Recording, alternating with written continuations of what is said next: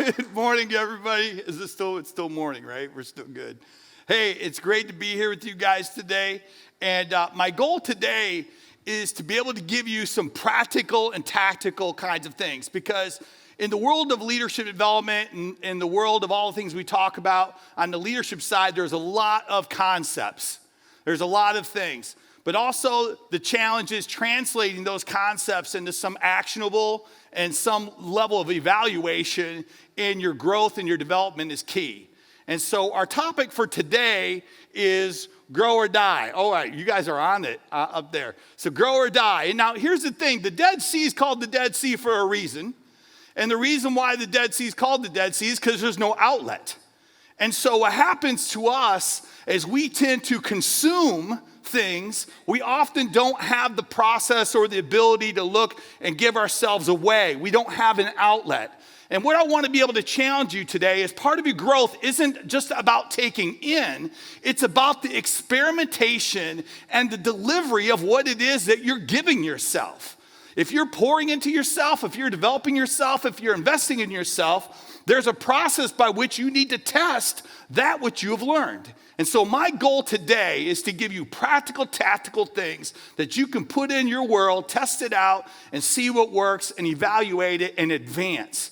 Because when I coach a lot, and I'm coaching a lot of individuals in my executive coaching business, that we have to do a lot to activate growth. We have to activate steps. We have to be vigilant and diligent on making sure that there's actions, high value actions that are taking them towards their goals and their aspirations. And so today what I want to do is just give you a dose of that.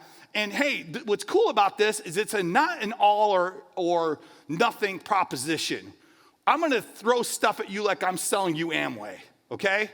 And what I want to do is give you nuggets that you might say, I like this one, I like that one. Let's put that together. And that, my friends, is called alchemy. Whenever you're melting things together, you start to develop your own brand of leadership, your own brand of influence. And I feel like that's the most easiest person to be is you. And so as you're developing and you're pulling all these things in and you're melting it all together, you begin to start thinking through the lens of, hey, this is my brand. This is how people experience me. And it's really comfortable to be in your own shoes. Because what happens a lot of times, we import a lot of stuff. We try to be someone we're not. And when that happens and we don't have an outlet, we slowly die. We slowly drift. We slowly find ourselves somewhere where we don't want to be, and we look around and we ask ourselves the question, is this all there is? And so today, that's my goal. I'm going to fire some stuff at you. You take whatever you can and use it in any way you can. And I have some stuff that if you've heard me speak before, it might be a reminder, and it's good because it's there for a reason. And secondly, there's some stuff in here I haven't tested out yet, and so it's going to be fun. And off all your heads, do one of these numbers while I'm talking. It's going to be good information and feedback for me. So are we good? Oh, mama. Hang on a second. Give me a big woohoo. Are we good? Woohoo! All right, good deal, good deal. All right, let's go. Next slide. All right, so basically, what we have to understand in this whole idea of growth and development and growing and dying, that talent and experience is really ultimately our enemy. Talent and experience leads us to more of an automatic mindset, not necessarily a growth one. And one of the challenges that we have to understand is we have to make a decision about our growth. Now, obviously, you're here today, and there's a whole lot of people who aren't. And so when you're here today and you're saying, hey, I want to take a step out, I'm going to invest in myself with my time and my energy, then you've made a decision. But that decision is only partly made at this point. It's only partly made. And so that whole idea of saying, hey, I have to get into a growth mindset and escape this mountain of average, because there's this whole mountain of average. And when you get to the point where you want to be the best at what you do, when you want to stand out as a leader, when you want to become a person of interest and a person of influence, either in your organization or in the community, there's a decision you make about what it means to be elite at what you do. And that's what we're going to dig into. Next slide, please. So the key is understanding the success levels. And there are two basic success levels that we go through in our journeys. And this happens in our personal development as well as in our business development. So this applies on 2 levels. But when you look at what's going on here in success level 1, we're competent, we're certain, we're safe, we know who our customers are, we know who we are in terms of how we do what we do and where we're going. And what happens is when we get into that mode, we don't want to lose what we got. And when we get into that mode of not wanting to lose what we have, we like what we have, we're comfortable with what we have. Well, then we start wondering about, hey, I need to protect that. And I need to perfect that. And I need to maintain it. But what we often think about when we see other things, when we're inspired by other things, we realize that's a big jump. And now all of a sudden, if for me to jump to success level 2, I'm going to have to be okay with being incompetent. I'm going to have to be okay with being uncertain. I'm going to have to be okay with being criticized, because when you decide that you're going to grow, not everybody is excited about that. Because when you make a decision to be elite, when you make a decision to jump out there, all those support circles start looking at themselves saying, well, I'm not doing that. And have you ever seen a crab trying to crawl out of a bucket of crabs? That one gets to the top, what do the other crabs do? Pull it right back. And so when you decide that you're going to go, hey, I'm going to be incompetent, I'm going to be uncertain, I'm going to be criticized, and I'm going to risk and thrash and grow, when you decide to go to success level 2, it's a little bit of a lonely journey. It just is. And I feel like as a coach, that's probably one of the biggest assets I bring to my clients is I'm that cheerleader, I'm that person who walks with them while they're trying to do some damage and figure this thing out. Because ultimately between the 2 things are conflict and struggle. And it will happen in your business and it will happen in your leadership in life. And so this conflict and struggle is real. And what happens is you want to be in the front side of that. You don't want to be in the backside. Let me give you an example. So if we look at success level 1, we look at New York City taxi cab drivers. If you look at success level 2, someone out there disrupted the whole world. And what was the name of that company? Uber. If you got hotel world, you got Four Seasons, Marriott. If you look at success level 2, who interrupted that? Airbnb. You know where the train's going with this. Who is entering the world? And let me tell you something. If 2023 gets as competitive as I think it is, and Ohio is going to be the place, the hub where people are coming saying, this is where it's hot right now, and every economist right now is saying Ohio is going to be a little bit of a cocoon in this world of this recession that we might be entering into, you bet that your competitors are going to come rolling in, baby. And you're going to have some success level 2 mindsets coming in and sitting into your world. And all that comfort zones that we have in our businesses and in our leadership and our lives, they're going to compete. And we need to be ready for that.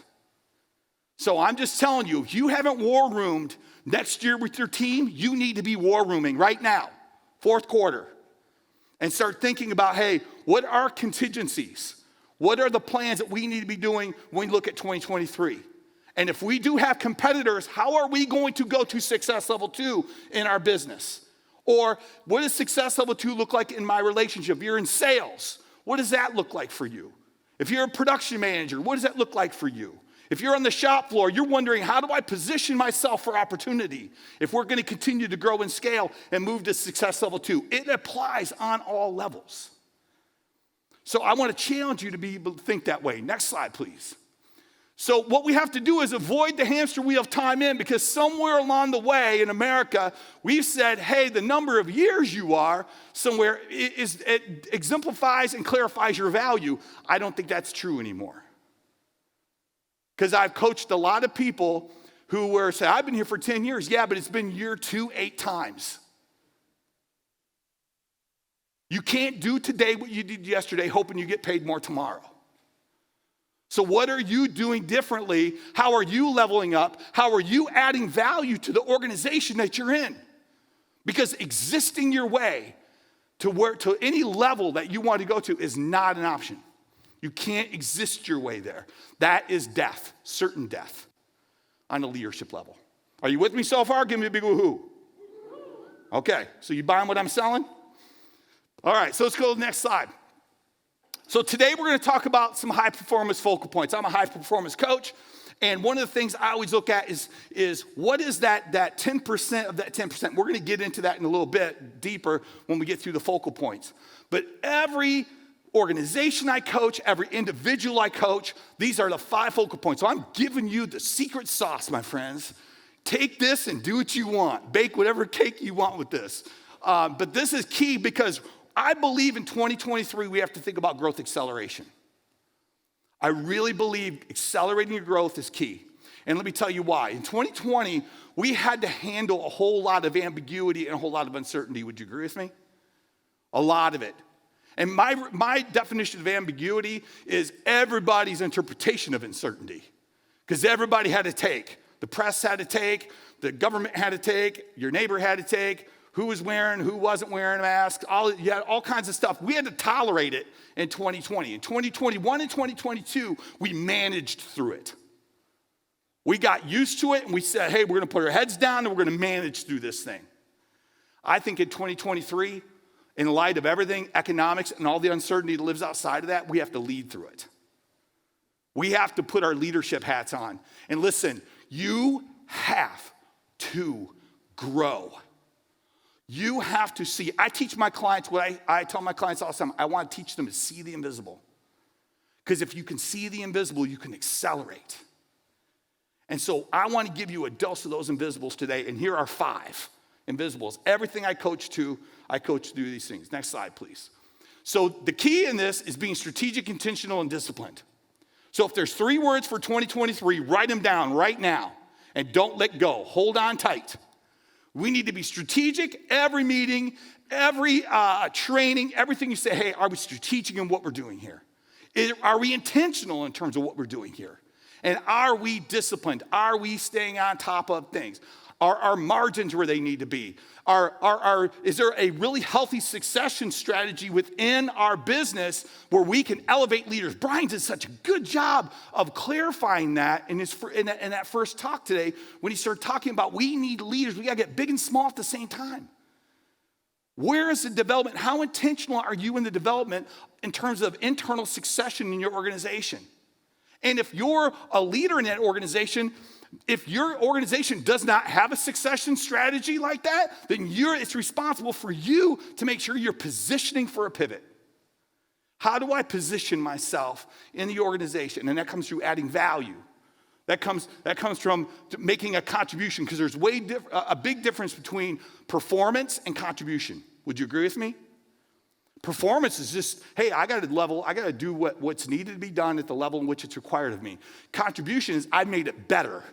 I left my department, I left my role better than when I got here.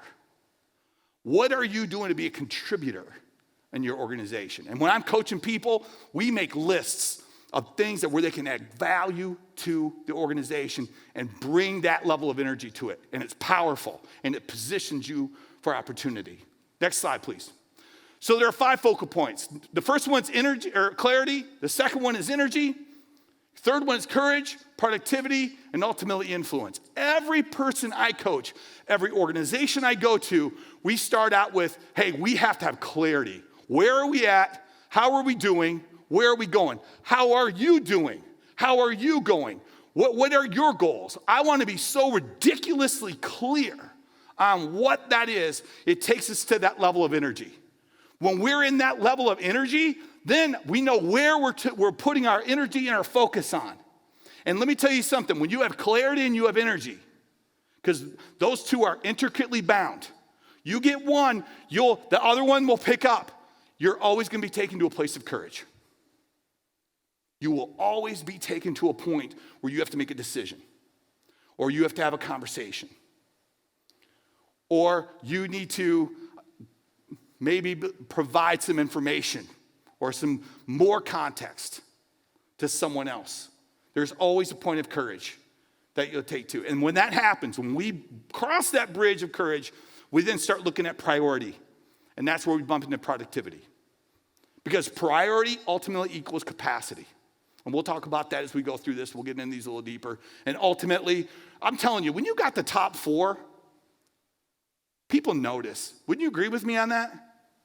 People notice when you're rocking the top 4, all of a sudden the byproduct of that is influence. The problem is often we don't know how and what to do with it once we have it.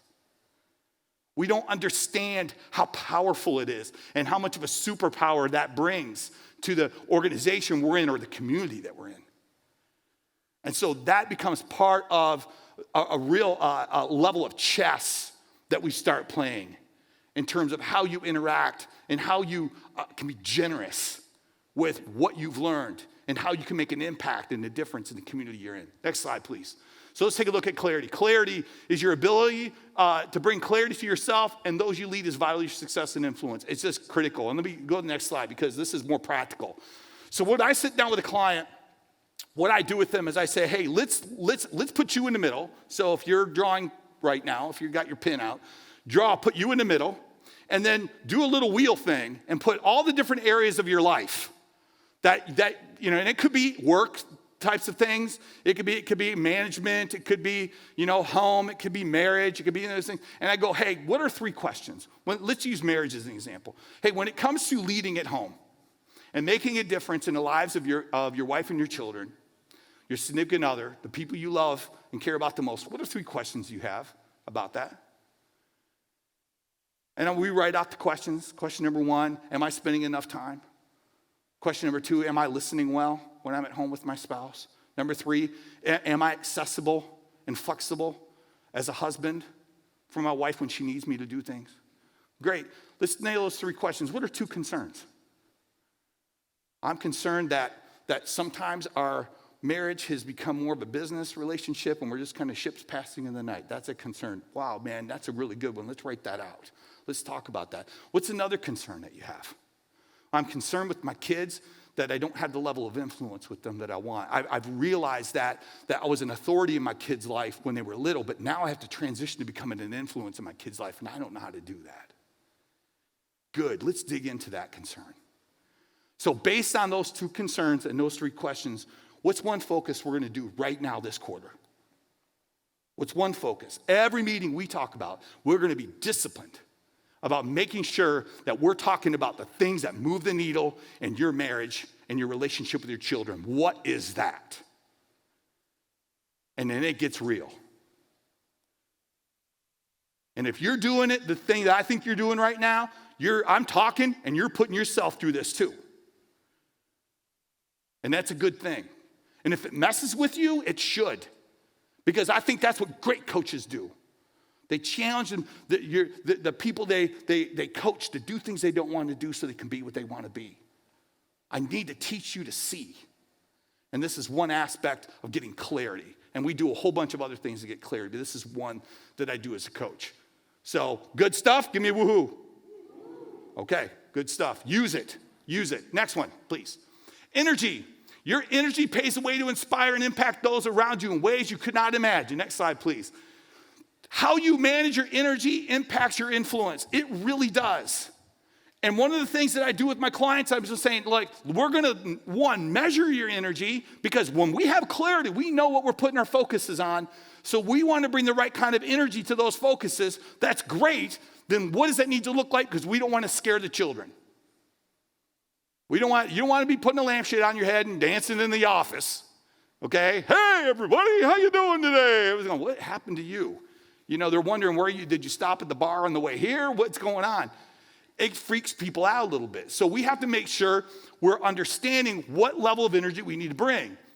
And that level, and you have to understand something. Your team will never exceed your energy. If you're leading a team, if your energy level is an 8, the highest they're going to be is a 6. If you're at a 9, maybe they're a 7, 7.5. So if I'm leading a team and I need my team to have a level of energy, if I'm a production manager or if I'm somebody out there, I need to make sure that I'm paying attention and have a self-awareness around what kind of energy I'm bringing people. My question and one of my basic intentions that I have in terms of my energy is, do people feel better about themselves when they've been around me? And I look for people. I look for people in coffee shops. I love talking to people in coffee shops. Don't I, Preston? Yeah, buddy. And it's always good to sit down and bump into and say, hey, man, how's it going? What you working on big? And I want to bring that energy. I want them to be excited about what they're telling me about they're working on. And that's that whole idea of your personal brand and what you bring to people is what you need to be developing, and that's how you learn to grow.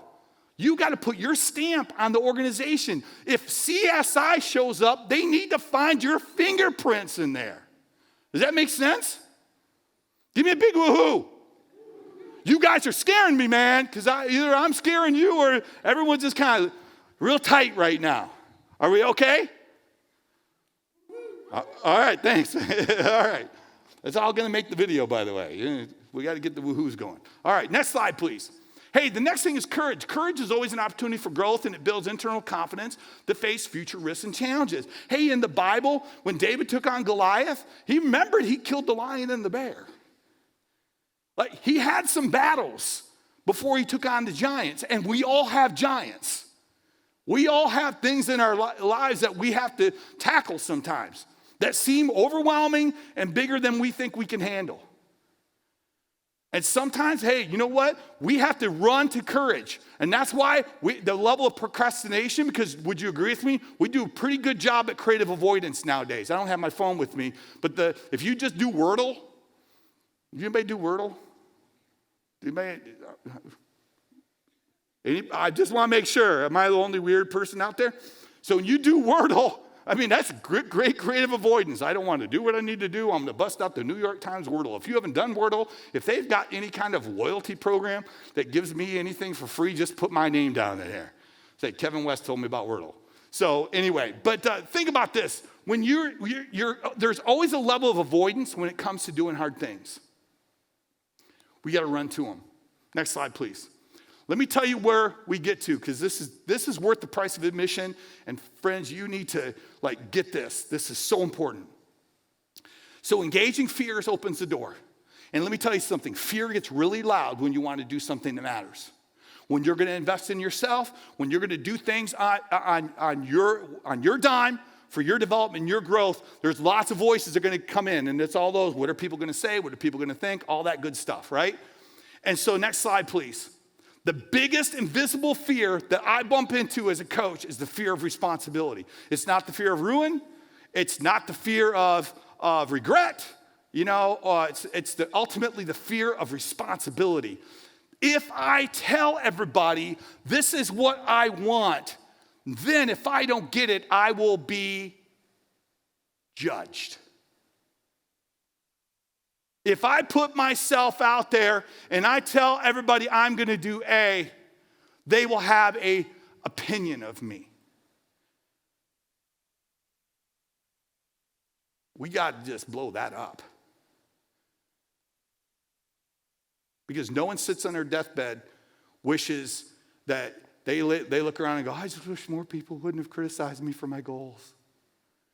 No one's doing that. Nobody. Next slide. This is big. So I got a resource for you. A year ago, I did a goal-getter course for a large trade association. And what we did is one of the things we bumped into was people were very fearful to say what they wanted to express their goals. And so guess what? Saying goals is one thing. Getting goals is another thing. So what we did is we just said, hey, we're going to put something out there. We did a whole webinar around it. And again, if you go to it, it's dated. I think it's like either a 21 goal getter or a 22 goal getter.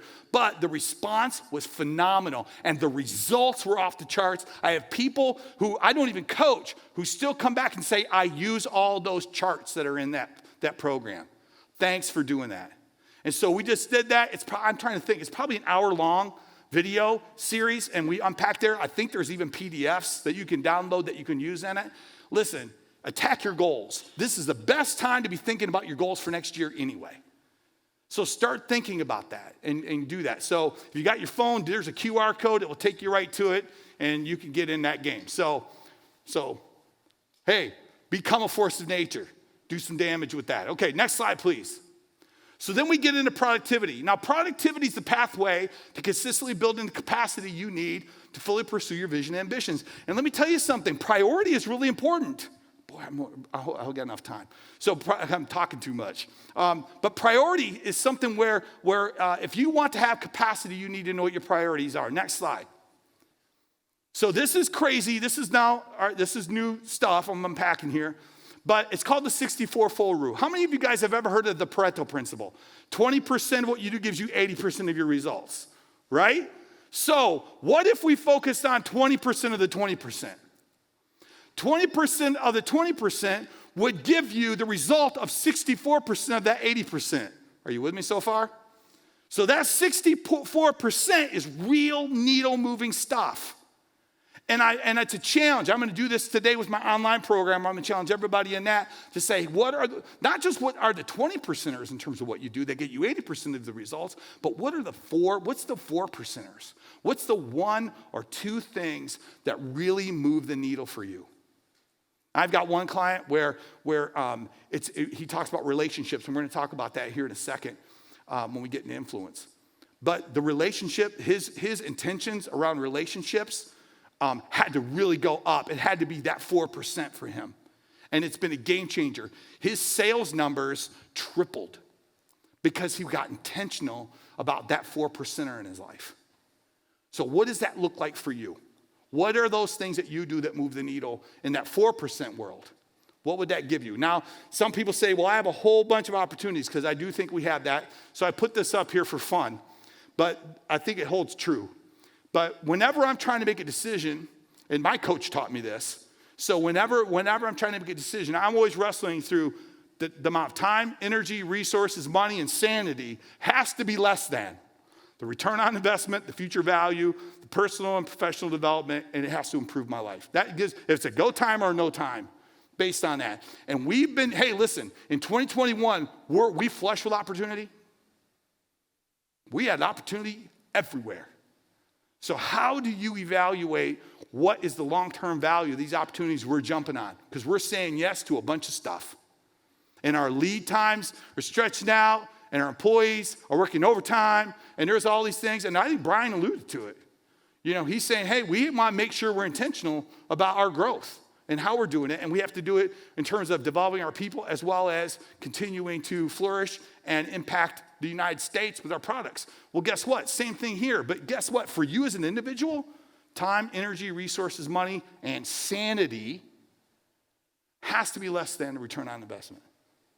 Has to be less than future value, personal, professional development, and has to improve your life.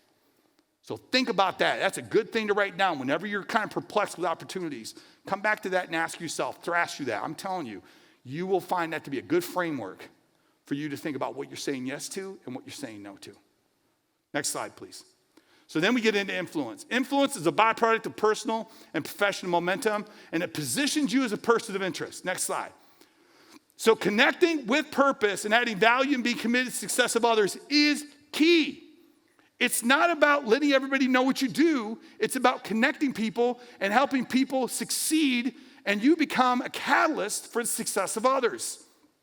This is often counterintuitive, because when we think we have to meet with people, we got to sell them something.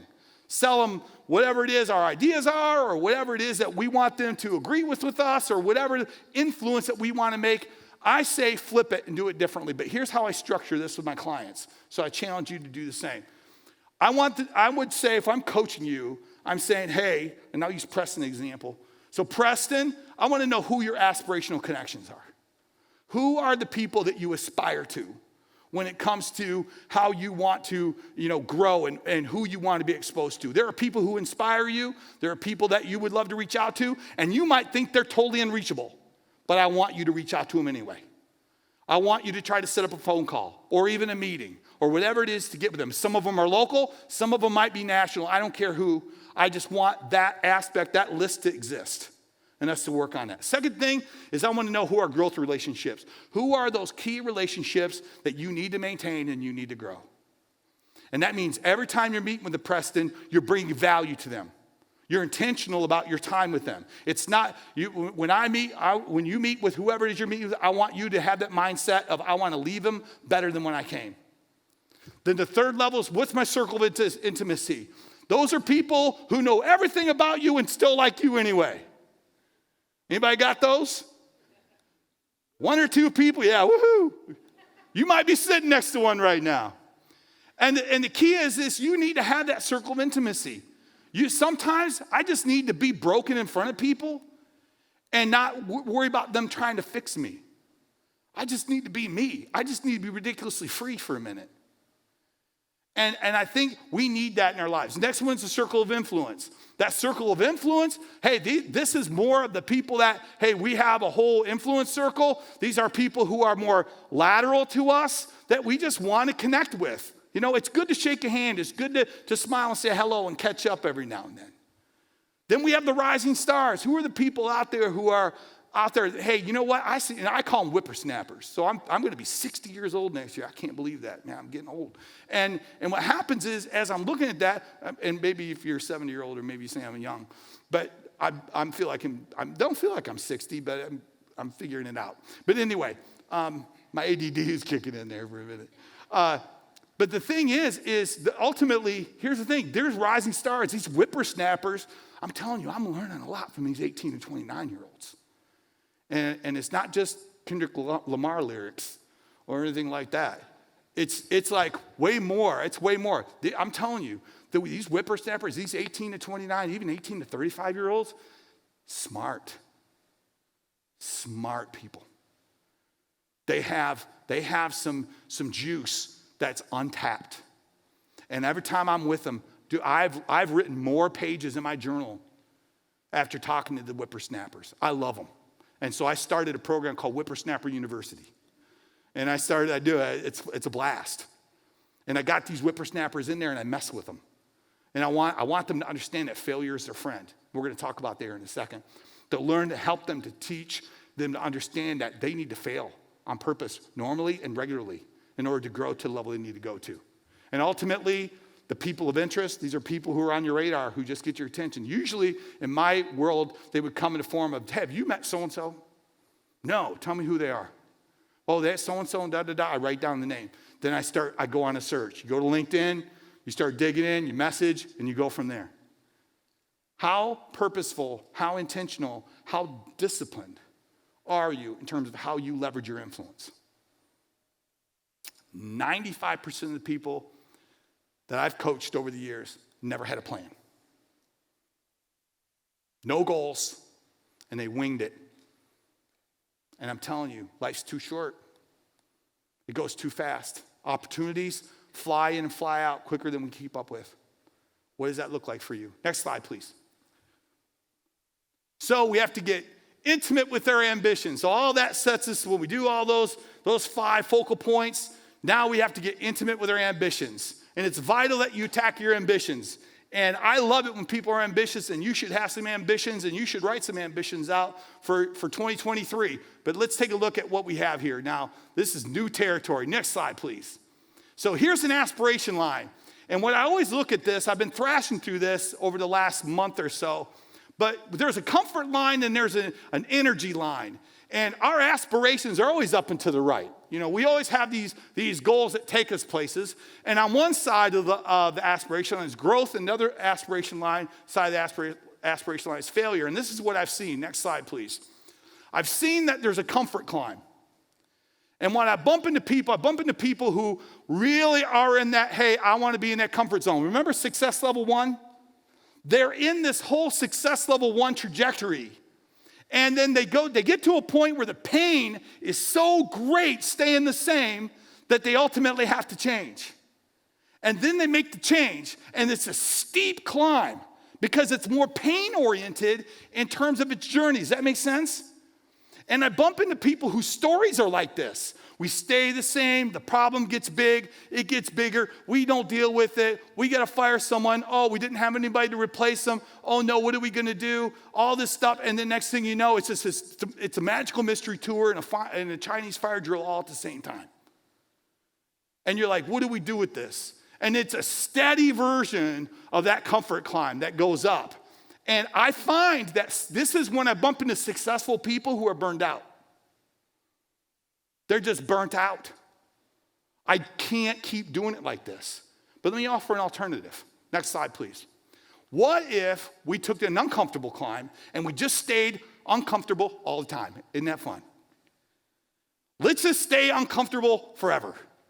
And let's experience a number of successes and failures throughout our aspiration line, through our growth. Because if we just keep bumping into it, and that's what I do with these whippersnappers, I get these guys in. It's kind of funny. I'll take them to Pittsburgh, and I'll say, hey, I want you to make money on the street. And so they'll make money on the street in the morning, and they'll think that's the hardest thing they've ever done. And I said, in the afternoon, I want you to give all the money away. And then they try to give the money away, and people won't take it. And they get rejected. And I go, hey, what was it hard? What was it harder to do? Was it harder to make the money, or was it harder to give the money away? What do you think they said? Give it away. The rejection was so much higher. And you should have seen the kooky, weird crap they did to try to make money. You would have thought for sure people would have just made fun of them and said things to them. That's not what happened. People were cheering him on because we're in America. We're expecting weird crap on the streets when we're walking around, right? We're thinking, what's that guy doing? You know, he's trying to make some money. Throw $1 in there. So we do that. The thing is when we go to be intentional about helping somebody, they're always suspicious. There's always that, what do you want from me? And I'll tell you what, it set everybody back because I told them, kids, you could have all the best intentions, the difference you want to make in the world, and no one will want it. You have to build relationships of trust that's strong enough to bear the weight of that generosity and that truth that you want to give them. How do you do that? That's what we got to work on. And everybody has a difference they want to make. Everybody, you don't have to be a whippersnapper. Everybody in this room has a difference they want to make. They have some damage that they want to do. But you're going to bump into the exact same thing. And you have to be on purpose. And I'm telling you right now, in the direction of everything in our world today, this is a skill, friends, that we better get down if you want to make an impact in the difference in the world. Would you agree with me? Can I get an amen on that one? You got to be on your game because the world needs us to be on our game. A better leader makes a better world. And we got to bring it. If not you, then who? And if not now, then when? Because it's messed up and everybody's fighting over stupid stuff. And we got to bring people back to reality, into life, into community, into generosity and help and gratitude. Those are the things we got to bring people to. And you're the leaders who are going to do it. You're here today. And now here's the thing. You know now you got to go do something. You got to figure out what that looks like. And for some of you, you're stewards of the employees that you have. You have a stewardship. You have a responsibility to the people that God's entrusted to you in your organizations. If you're a leader of a team, you're a steward of those people's lives. And how you impact and how you influence and how you make their lives better, that's incumbent upon your growth as a leader because you can't give what you don't have. So take whatever this is, squeeze whatever it is, fire it up, cook it down, make it work for you. But don't walk out of here and be like summer camp. Remember summer camp? We go to summer camp and we sing Kumbaya and hold hands. And we're all like fired up and then we go back and 2 weeks later, we're just like we were before. Not today. That's why I wanted to be practical. No concepts. Let's be practical. Let's go to the next slide. So there's comparison. Obviously, the comparison is real. It's different. I feel like more growth and more acceleration happens in the purple line. Next slide, please. So what that positions us is to set intentions. So the power of setting intentions. What if you did your job in such a way that people would pay you to watch you work? That, my friend, is an aspiration. And that is an intention. Being legendary is something in a unique way that can't be copied or replicated. It takes drive, passion, commitment to be legendary at what you do. And all that comes from a level of intention that you set. Are you setting intentions? When you wake up in the morning, I drink a glass of water and I'm looking at the mirror and I'm going, I'm going to be on fire today. I'm going to make someone's day. What are you bringing to your day? Because existing is death. It's taking you in the wrong. There's no existing, just getting out of the house and getting your coffee at Starbucks and just doing what you do is not the game. We have been given a gift called life. And we got to bring every bit of what we can to make everybody around us a little bit better. A little bit better. Next slide. So I'm going to talk about some intentions. So let's be intentional about how we read. Now, that came up in not just in Brian's, but I think in the Good Stuff podcast group talked about this. I heard that backstage. I'm big on reading, and let me tell you some stuff that I do with my clients in that arena. But you need to have a reading game plan. And so a book list is important. So next slide, please. Now, what's cool about this is when you read, there's acceleration. I did some research. So if you commit 5 hours to read, a return on investment is 15 years of somebody's work and life. More often than not, especially if they're research books, Good to Great, I think was over 8 years of studies that were done in the book Good to Great. When you look at that wisdom, that flywheel wisdom in and of itself is a culmination of years and years that you got for less than 5 hours. And so as you implement that, the ROI on that is phenomenal. And so you have to think through that lens. Hey, I got dog years. When I'm spending time reading, I got dog years. But I get this. I have a lot of people I coach, a lot of executives, and they go, Kevin, I don't have time. So here's the game plan. Next slide. So what I do is I say, hey, we're going to pick 4 books. I want 4 books on your desk at all times. But we're not going to read the whole book. What we're going to do is we're going to identify an area of focus. Remember when we did the 3, 2, 1 at the beginning? So we have a focus. So let's say parenting or marriage. We got a book on that. Perfect. We're going to pick that title off that stack on marriage, and we're going to find a relevant chapter. What's the one chapter in that book that really speaks to you? Oh, it's this one right here. The title speaks to me. Great. I want you to read it till you see something you need to do. I want you to read that, and when you understand what that concept is in terms of what they need to do, I want you to write an action step on the inside front cover of that book. And I want you to date it. I want you, don't pick the book back up until you do it. Now, what's another focus? And then we move on. So you put the book down, you take the action. When you take the action and you get a result and you journal about it, and I read the journals, and then all of a sudden, hey, we're going to pick the book back up and continue to read it. Now, in some cases, it's like, hey, whatever this was really did the trick, Kevin. I don't know if there's anything else in here I want to read. Good. Put the book on a shelf. You can always go back and get it. Let's get a new book. What's another book that we can add to this focus? And what happens is they build a compelling library. And it's cheap. Books are cheap in terms of its return on investment. So when you look at those, and you can get books cheap. You go to Amazon and get books used. There's like all kinds of low-priced options here. You can build a really compelling library. So when you're looking at this whole idea of doing this, and you're doing this and rinse and repeating it, the level of acceleration that you take out of that 15 years of this guy's experience, and you're leveraging it in your day-to-day is exponential. Kids, if I can do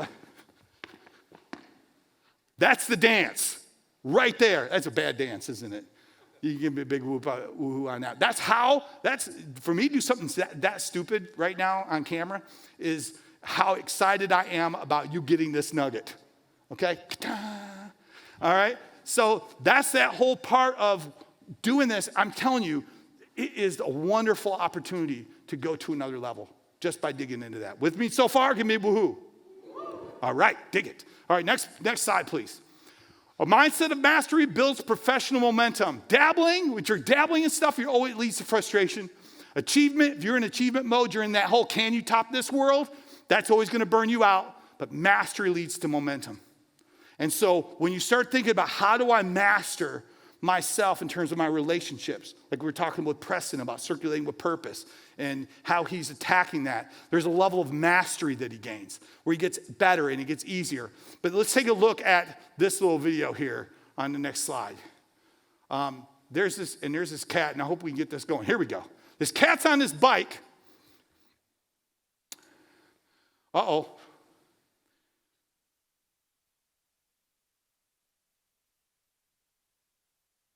Do I need to keep dancing? We're working on the technical difficulties here. Uh-oh. Success. So here's this guy on this bike. He's in a race, and if we had volume, you would hear him speaking Italian, and he decides that he's going to take it to a whole nother level. Okay? Now, he's all by himself right now. And if other people are behind him, they're probably making fun of him. But he did the hard work. And this guy now is motoring. And what's very interesting about this is the skill level at which this takes is probably dynamically better than what most people would spend their time working on. It's outside of that. It sets himself apart. He's positioning. But look what he's doing now as he positions himself. He's now positioned to take the lead.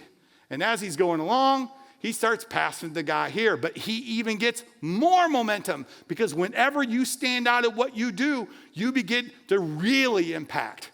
And now he's going like, hey, I've impacted everybody else with this new way. No one else is doing it yet. But he now has inspired this guy. And now he is going to do the same thing in part. Now here's where mastery kicks in. Mastery kicks in because I'm watching this going, how does this guy get his feet back on the pedals again? Because these are clip-ins. Watch what he does with his feet. He slows his bike down with his feet. Think he's done this a couple times? And he clipped back into the pedals. Give that guy a round of applause, even though he's not here. All right. Beautiful. Hey, way to go. Give the booth a round of applause, man. You guys rocked that. We had some degree of difficulty figuring that out earlier to see how that would work.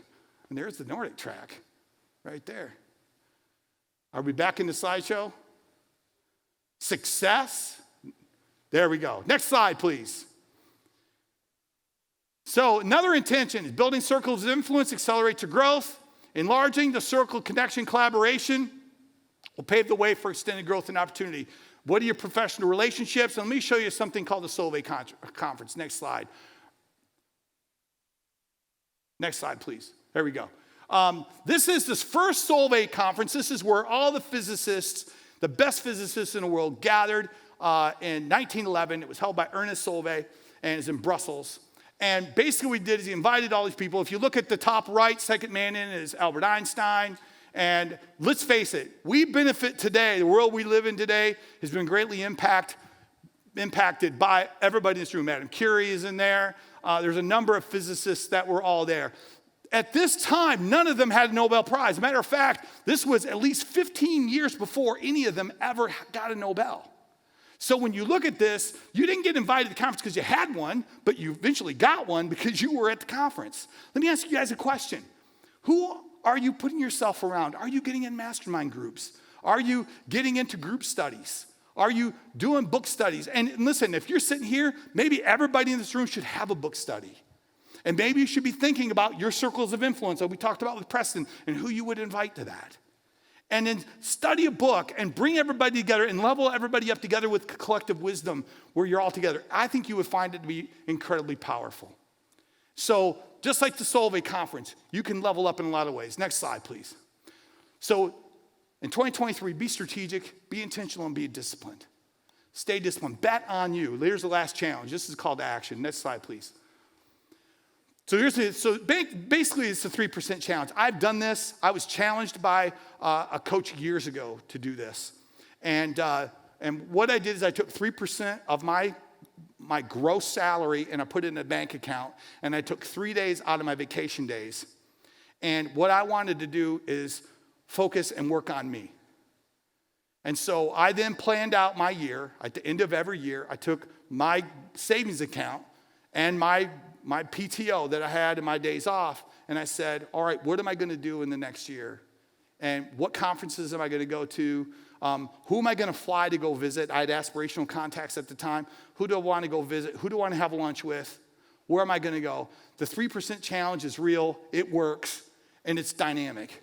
I've done it to hire virtual assistants when I had projects I was working on. And I thought, hey, I didn't know there was a whole world of that virtual assistant world until I started saving it and looking. But I'm telling you, it will inform a lot of the decisions about how you manage your growth and development, because a lot of people just go for a ride on whatever the company gives us. And I feel like that level of autonomy that you need to have as a leader comes from the betting on you, investing and doubling down on, push the chips on you and pick what you want to do and where you want to go. And I'm telling you, I think you're going to find that pretty powerful. Last slide. Hey, this is something we just launched. In about 2015, I had so many people coming to me saying, Kevin, we need affordable coaching for either our employees or for myself. I was In 2015, I was starting my business, and I was trying to eat and live indoors. And I didn't have time to really build out anything that was accessible for people. And so what I did is I said, hey, I'm just going to accumulate, I'm going to curate all the stuff that I can along the way in my coaching journey, much like what you got today. And what we did is we put it in a program. Currently, we've done a beta test for last year. We have over 40 people in it across the country, from Las Vegas to Virginia to Lexington, Kentucky, all the way up and even in Holmes County, Ohio. We got people from all parts of the country in it. And we've tested it, and we are now launching it. And so, hey, if this bullet will fit in your gun and you want to shoot it, the QR code's there. We got a table outside. Check it out. We would love to have you in the program. We do weekly emails. We do regular monthly content drops. We do live calls where people can do Q&As and we ask questions and deal with stuff in real time. It's just a powerful thing. We have a section there for business owners, so business owners can be interacting with their employees while they're going through it. It's strong. If that's something that you want to know more about, talk to us at the table. We're out there, and John's got handouts and stuff he can give you, and you can dig into it and decide whether that fits you or not. But we're launching it. We're really excited about it. Here's something. My test was, would it be something I would buy? That was my test. And I'm at the point where I'm like, yeah, I would buy this for sure. And if you want to accelerate your growth, there's an option. So that's ongoing. That will keep you going, and I'll keep punching you in the face, I promise. I'll keep bringing it to you. So do we have time for questions or no? Anybody back there? All right. Hey, does anybody got any questions on all this? I just went, blah. So then you guys fire away. Do you have any questions? Anything personal development-wise or anything you want to chat about or process? Don't be afraid. Someone's got to go first. We didn't plant anybody out there to ask a question. So, no questions? Dun, dun, dun. Oh, we got one? Woo! Thanks. Question.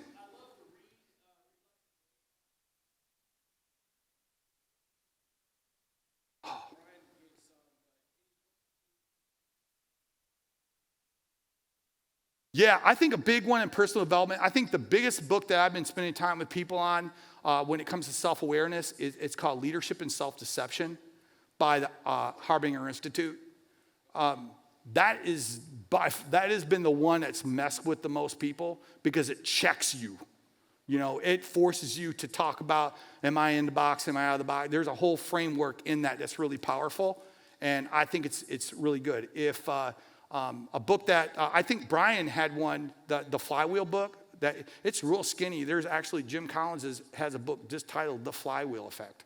And that's another really good, if you want to do something with your team and talk about, hey, we want to build a flywheel, kind of like what Brian talked about, I think that's phenomenal. I mean, if you can do that, because that, you have to think about it. When you're doing the clarification, and this would be an additional answer to your question, when you're embracing in clarity, when you go through a book study of some kind, or you're journaling through something, that clarity will give you energy, and that energy will take you to courage. So when you're doing this with a team and you're able to get collective energy around that whole idea of defining what the flywheel looks like for your organization, I've done it with a couple of organizations. It's really powerful because what I found is that everybody has their own interpretation of what words mean. And when you work on that, if you get that Flywheel Effect book and you dig into that, I think you're going to find and begin to clarify what those things mean for your organization. It gets everybody really on the same page. Words really matter, and they have to mean the same thing to everybody. So there's an alignment component that kicks in with that. Great question. Thank you for asking that. Any other questions out there? Get some free coaching. Anything? Anyone? All right. Well, hey, stop out, see us at the table. I'm so glad you're here. And if there's anything you want to chat about afterwards, find me. I'm around. So take care and leave. Hey, please, everybody, we have an opportunity right now to make a difference in the world today like it's never been made before. And it's only going to start with one person, one individual who decides they're going to go to another level and bring as many people with them as possible. So do some damage. Be on purpose. And don't die. Grow and give it away. Thanks.